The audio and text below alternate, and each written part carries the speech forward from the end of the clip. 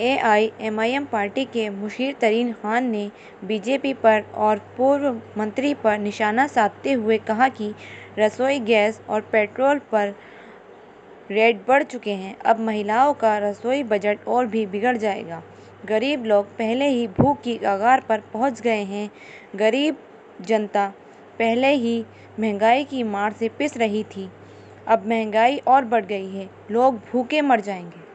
Sir, जैसे कि देखा गया आज महंगाई एकदम आसमान पर आई है। 50 जहाँ इतनी महंगा सिलेंडर था वहाँ 50 रुपये सिलेंडर और बढ़ गया।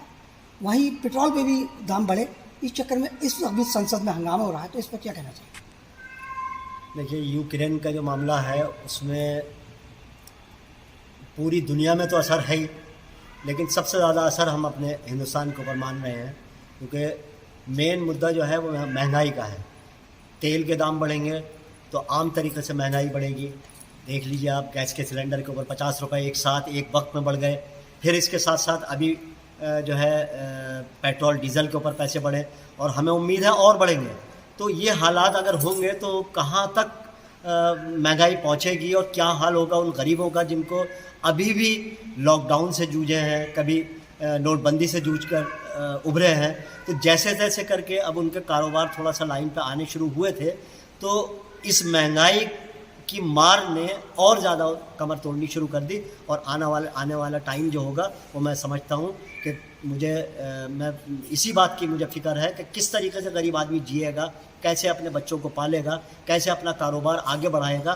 तो ये अपने आप में बहुत ही फ़िक्र की बात है। और हम उम्मीद कर रहे थे कि शायद अभी जल्दी से जल्दी जंगबंदी हो जाएगी, लेकिन जंगबंदी का ना होना जो है वो अपने आप में बहुत बड़ा चिंता का विषय है। पूरी दुनिया इसमें परेशान है और हमारा जो मुल्क है, हमारा देश इसमें सबसे ज़्यादा प्रभावित है। तो हम उम्मीद करते हैं कि देश की तरफ से कोशिश की जाए। चटपटे आइटम्स, जी हाँ, अब आपको कहीं भी दूर जाने की ज़रूरत नहीं। फरीदाबाद के बीचों बीच खुल गया है पिज़्ज़ा हब। बीजेपी वाले जानेंगे और गुलाबो देवी जी ने संबल के साथ में तो विश्वासघात किया, और किसी भी एक मंत्री को जब वो मंत्री बनता है तो वो एक मोहल्ले का, एक कस्बे का या अपनी कॉन्स्टिट्यूंसी का वो मंत्री नहीं होता।